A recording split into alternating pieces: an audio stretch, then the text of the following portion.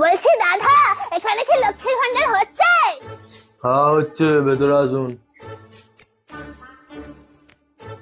হ্যাঁ, তা বয়স কত আছে?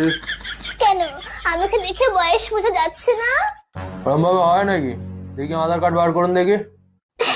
আসলে না, আমি আধার কার্ড নিয়ে বাইরে কোথাও যাই না, কারণ ছবিটা কিরকম পেছনের মতো এসছে, তাই আধার কার্ড আনিনি। তো ভোটার কার্ড দেখি।